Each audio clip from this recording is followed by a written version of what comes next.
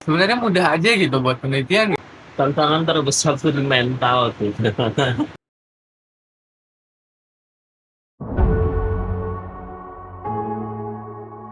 Halo teman-teman semua. Ya, jadi kita mau ngapain ini? Mau bahas macam-macam Macam-macam. penelitian, boleh. Ini karena saya juga baru belajar gitu. Jadi ini juga sesi saya belajar dengan Bapak gitu. Nah, ini sesi sharing aja. Dan saya belum pernah membuat penelitian kuantitatif nih teman-teman, dan kebetulan Pak Bayu ini mulai dari penelitian terdahulunya, tesisnya semuanya menggunakan kuantitatif gitu. Sehingga ya kita belajar sama-sama aja dah. Oke, kita sebelum masuk ke soal kualitatif dan kuantitatif, sebenarnya kita itu harus memahami dulu apa sih yang disebut dengan penelitian. Iya, iya. Ditarik dulu ya. Apa sih sebenarnya riset itu? Karena sebenarnya riset ataupun penelitian ada hal ya, padahal kita itu sehari-hari sudah melakukannya. Jadi yang namanya riset, yang namanya penelitian sudah dilakukan setiap hari. Yaitu sesuatu hal yang bisa dibilang mudah lah. Karena setiap hari ditemui gitu ya. Setiap hari ditemui. Contoh, Ya. misal kita mau ke kampus atau jalan-jalan ke mall. Karena asumsi dari penelitian itu kan menemukan sesuatu. Tuh, kalau bicara menemukan sesuatu. Ketika kita mencari dan menemukan sesuatu, saya itu bisa. Ketika kita mau kampus, kita milih baju di dalam lemari, yang mana nih yang cocok untuk kita. Kemudian kita nanya atau melihat, oh teman-teman saya pergi ke kampus tuh pakaiannya berserak. Oh teman saya pergi ke kampus tuh pakai celana panjang. Lalu kita mengikuti. Itu asumsi awalnya. Penelitian itu. Kan ketika kita mengamati, oh teman-teman kita mengobservasi kan artinya. Iya, iya, iya. Kemudian masih kurang nih. Pakai nanya, kalau ke kampus tuh pakai baju apa sih yang cocok? Oh, Berat. kan namanya wawancara gitu.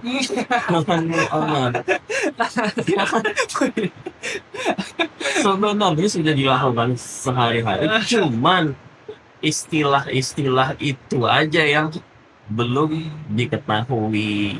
Oh itu namanya observasi, oh itu namanya wawancara.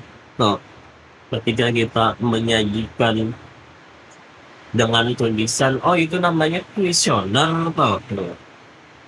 Ini asumsi penelitian itu sangat dekat dengan kehidupan sehari.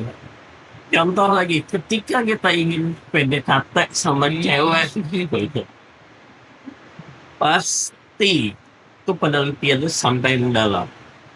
Kita harus mengetahui latar belakang si Target. itu, target itu.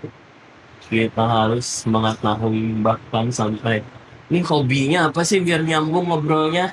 Ngopinya mau yang mana? Ngopinya mau yang mana? Suka makan apa? Ya. Itu kan bisa. Cuma bedanya itu Yeah. sehari. Jadi dengan yang disampaikan Pak Bayu sebelumnya itu sebenarnya mudah aja gitu buat penelitian. Udah.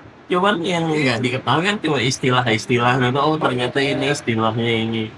Oh ketika ada masalah sesuatu misalnya di lingkungan sekitar, oh ternyata fenomenologi itu. Oh ternyata studi kasus Kalau itu. penggunaan istilahnya aja gitu. Teman-teman nih yang pasti terhambat bikin penelitian, mudah aja loh. Baru disampaikan Pak Bayu tadi ya kan ya. Itu mungkin penelitian atau riset. Oke, Mas Wadi, Pak. Jadi apa sih kualitatif, apa sih kuantitatif ini, Bang? Ya, banyak banget teman-teman saya yang kebetulan belum menyelesaikan skripsinya gitu bingung. Aduh, mau kuali nggak ngerti, kuanti apa lagi? Gitu. Jadi gimana sih, Pak? Nah, jadi dari riset sehari-hari tadi tentu ditariklah jadi suatu penelitian ilmiah. Ketika kita bicara soal ilmiah, itu tentu ada aturan-aturannya, Ada rambu-rambunya. ada rambu-rambunya. Ada yang kuantitatif, ada yang kualitatif. Kemudian di kuanti dan kuali tersebut juga biasanya di universitas tuh entah di universitas atau di fakultas mereka memiliki suatu kebijakan tersendiri untuk format penelitian ilmiah yang disebut skripsi, tesis ataupun disertasi itu seperti itu. Yang kuantitatif misalnya tentu sama runtutannya, mempunyai masalah, mempunyai tujuan, cuman yang membedakan kan kualinya hanya di metode dan juga latar belakang, yang satu dari khusus ke umum, yang satu dari umum ke khusus. Nah, dan yang kuanti bukan sebagian besar, hampir keseluruhan dia terdapat numerik atau angka atau statistik. Karena di kuantitatif biasanya itu mengukur ya. Kalau mengukur itu kan mesti pakai angka, seperti pengaruh pertanyaannya pun beda. Kalau mempertanyakan angka, jawabannya angka, ya semua bisa diukur ya. Jawabannya angka, pasti pertanyaannya berhubungan dengan angka juga, seperti berapa, sejauh mana. Itu kan menjawabnya bisa pakai angka. Menjawab dengan Seberapa besar gitu. seberapa efektif, Ya, berapa efektif, tingkat bla bla bla. tingkat, ya kan dijawab dengan angka. Kalau kualitatif kita bermain narasi. Sih, ya. Saya main gitar ini, saya nggak tahu ini nadanya. Oh, ini bagus nih, cocok nih nadanya nih. Ini kan juga riset nih, Sebuah penelitian. Iya, Cuman sebenarnya ada teorinya, cuma saya nggak tahu teori. Pergitaran. Berarti enak aja di Iya, di kuping ya. kuping. Kita nggak tahu istilahnya, padahal mungkin ini istilahnya adalah kunci D, ini adalah kunci D, gitu. Kita nggak tahu, gitu. Kalau untuk kuantitatif ini Pak, kan apa sih tantangan terbesarnya bagi mereka yang pengen skripsinya ini, bagi teman-teman dibuatannya dengan saya pengen kuantitatif nih, kira-kira apa yang perlu dipersiapkan teman-teman di sana, dan juga tantangan apa yang akan mereka temui dalam pembuatan penelitian dan tadi. Yang jelas tantangan terbesar itu di mental tuh. Lagi teman-teman ya. Jangan putus asa aja. Sebenarnya kan sudah saya bilang, penelitian riset itu mudah. Cuman di sini kita adalah persoalan mental, biasanya dicoret sedikit aja. Sudah Gak mau masuk, gak mau masuk masuk. kayak gitu. Ganti pembimbing, ganti pembimbing. Ya. Mentalnya bagus, sama yang paling krusial biasanya di latar belakang permasalahan konseptual sama teori.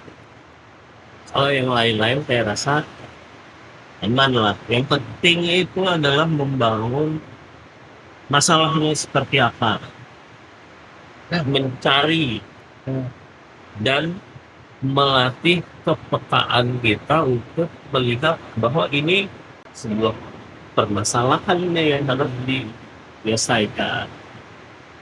Nilai masalahnya sendiri gimana sih supaya saya atau teman-teman lain bisa tahu, oh masalah ini layak untuk dijadikan penelitian, oh masalah ini punya sumbangsi besar terhadap dunia pendidikan, ataukah sebenarnya penelitian itu yang penting masalah aja gitu Pak, sebenarnya gimana dalam pencarian masalah? Oke, garis bawahi soal masalah ya. Masalah ini bukan berarti sesuatu hal yang negatif, Ya, tapi yang positif pun sebenarnya bisa jadi masalah. Contoh, misalnya dalam penelitian bisnis, suatu penjualan yang meningkat, suatu penjualan yang meningkat itu kan bagus tuh semua dan bagi prestasi. perusahaan Iya, banyak dapat duitnya, Benar. profitnya banyak tuh. Eh, ya sebulan dia bisa 1 M pemasukannya, kalau 2 M pemasukannya. Nah, itu kan jadi pertanyaan juga. Kenapa? Iya. Masalah tuh. Kenapa dia bisa sampai target, memenuhi target penjualan tersebut semakin meningkat setiap bulan? Apakah strategi yang dilakukan oleh perusahaan itu? Oh mungkin A, B, C, D, hipotesis.